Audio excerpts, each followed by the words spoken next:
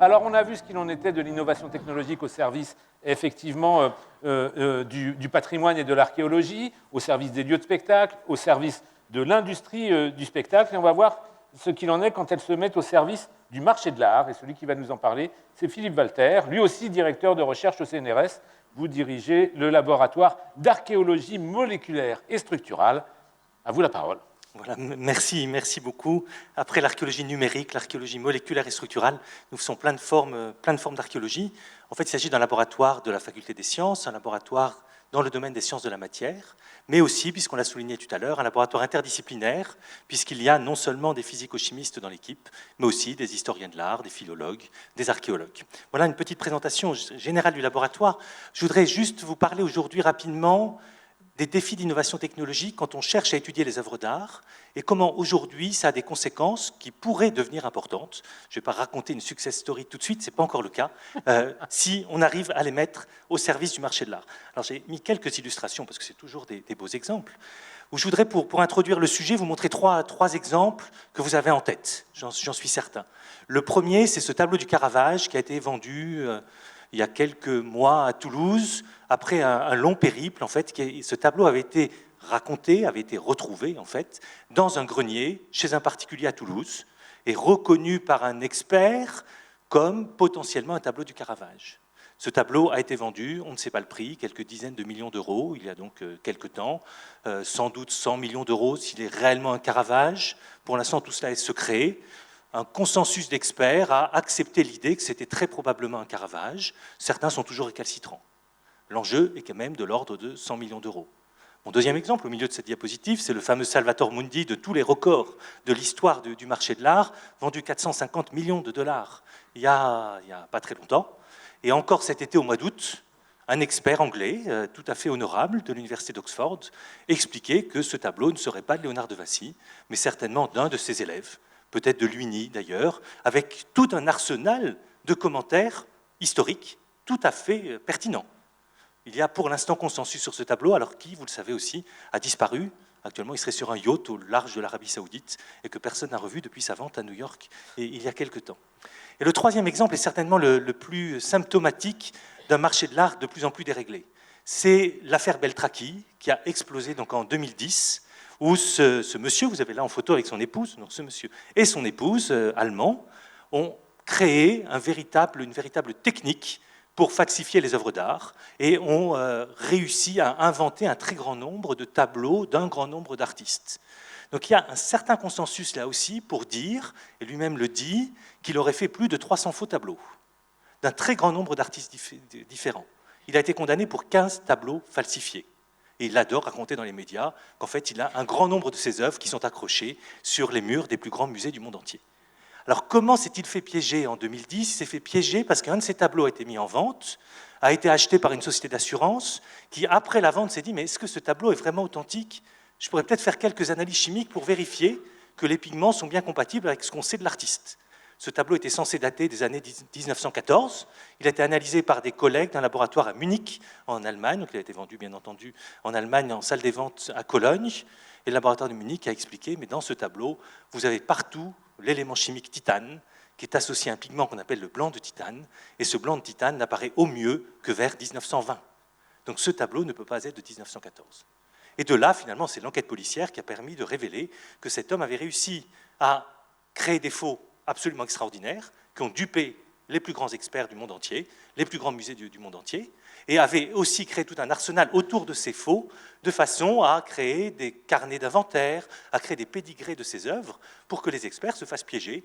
Et normalement, il avait également inventé des galeries tenues par des juifs à Berlin dans les années 1930, et qui, bien entendu, avaient perdu quasiment toutes leurs archives, sauf un petit cahier et quelques photographies, qui permettaient à chaque fois de vérifier qu'il y avait des vieilles photos qui montraient ces œuvres-là, et qui donc étaient authentiques. Donc voilà quelques exemples qui vous montrent un peu les difficultés qui existent actuellement, et pour les acheteurs ou les collectionneurs, les investisseurs, parce que dans ces niveaux de prix, on est en présence aussi d'investissement et pas uniquement d'affaires de goût, de façon à créer un consensus sur l'attribution d'une œuvre d'art. Et c'est là où on se place, nous, dans cette réflexion. On a parlé de la Saclutech, c'est une réflexion aussi qui a été très fortement encouragée par la Saclutech il y a quelques années. C'est que nous, dans mon laboratoire, passer à la diapositive suivante, si ça marche. Voilà. Dans mon laboratoire, on s'intéresse non pas au marché de l'art, mais on s'intéresse à l'histoire des techniques de l'art. On invente des instruments pour être capable d'analyser les tableaux là où on veut, n'importe où dans le monde, de façon à effectuer nos projets de recherche. Et donc pour ça, on arrive à créer toute une série de connaissances, d'expertise, si l'on veut, dans le domaine de l'histoire des pigments. On connaît maintenant très bien l'histoire des pigments. On sait quand ils apparaissent et quand ils disparaissent. On connaît aussi toute une série d'informations sur le commerce, les échanges de ces pigments qui pouvaient parfois circuler sur des plus ou moins grandes distances. On arrive aussi à comprendre les pratiques picturales de mieux en mieux. Pourquoi Léonard de Vinci a formulé de manière particulière ce qui s'appelle des glacis pour réaliser, par exemple, les ombres sur le visage de la Joconde. On arrive à l'expliquer par des analyses, on arrive à l'expliquer par des reconstitutions que l'on fait en laboratoire. On arrive à comprendre les problèmes de conservation qui se posent dans ces œuvres, et on aide la restauration. Et bien entendu, le vieillissement de tous ces matériaux est aussi une clé très intéressante quand on veut chercher à montrer qu'une œuvre est vraie ou fausse. Et donc finalement, on se donne toute une série d'outils qui permettent d'avoir une vision quantitative de la nature des matériaux, de leur vieillissement, qui peut permettre de dire en effet si ce tableau date de 1914 ou s'il est postérieur et date d'au moins 1920. C'est une petite information, mais absolument cruciale, dans un dossier d'expertise au moment de la vente de cette œuvre-là. Et donc on développe des instruments, là vous en avez deux, avec différents types de technologies. Je voudrais juste aujourd'hui vous en montrer un particulier, parce qu'il montre aussi une évolution forte dans notre domaine, et qui est un instrument, alors vous avez des schémas, vous avez des photographies, etc. Ici, qui a été appliqué sur un tableau de Gustave Caillebotte, qui est dans les musées de Bayeux, donc peint en 1876, un de nos grands impressionnistes. L'instrument qu'on a utilisé est un instrument qui a été, cette fois-ci, développé directement en collaboration avec la NASA. Donc on a, avec les équipes de la NASA qui ont actuellement développé un instrument qui est en train de faire des analyses sur la planète Mars, mis au point une nouvelle technologie, qu'on a testé d'ailleurs pour la première fois, non pas dans un contexte spatial, mais sur ce tableau-là, pour démontrer qu'il allait nous permettre de faire des analyses avec une résolution spatiale, une capacité de voir des détails dans le tableau de l'ordre du diamètre d'un cheveu, de l'ordre de 50 micromètres, et qui du coup allait nous permettre aujourd'hui de faire une traçabilité des pigments, de corréler une impureté chimique d'un pigment à une couleur.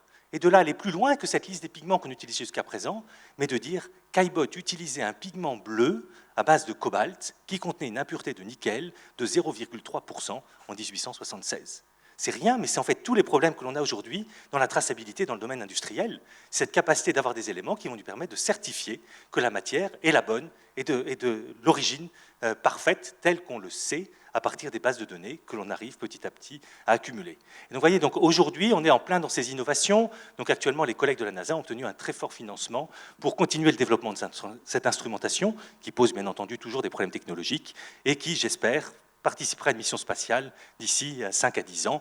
Nous sommes dans d'autres types de délais quand il s'agit de l'innovation technologique pour l'espace, puisque les enjeux et la complexité technologique est bien plus grande. Et juste pour terminer, et si vous avez le temps pendant la pause, vous pouvez aller voir également mes collègues, parce qu'on fait une petite démonstration.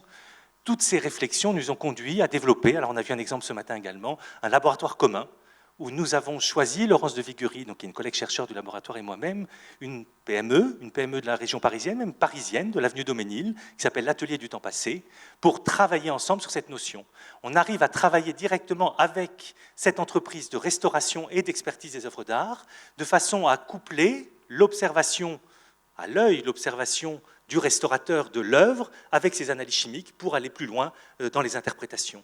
Et c'est gagnant-gagnant des deux côtés. D'un côté, nous, ça nous permet d'élaborer des outils d'imagerie scientifique complètement nouvelles. Et là, vous voyez deux exemples sur un tableau d'un peintre italien, Andrea del Sarto, où vous voyez sur les images en noir et blanc, qui sont des images hyperspectrales en infrarouge, par exemple dans celle du bas, que Joseph tenait dans la version préliminaire de ce tableau, une croix dans la main, et dans celle du haut, que la Vierge a changé la direction de son visage. Donc ce sont des informations qu'on arrive directement à obtenir, mais on arrive également à identifier les pigments, à identifier toutes les techniques utilisées par ces artistes, et donc de là, à commencer à développer des activités d'expertise et de conseil. Des activités d'expertise qui intéresseront, j'espère, le marché de l'art dans l'avenir, s'ils le souhaitent. Aujourd'hui, en tout cas, ça intéresse des collectionneurs qui sont amoureux de leurs œuvres et qui veulent en savoir plus sur ces œuvres. Et donc cette innovation technologique, aujourd'hui, va jusqu'à ce type de caractérisation. Voilà, merci. Merci infiniment, Philippe Barger. Merci pour cet effort de conclusion.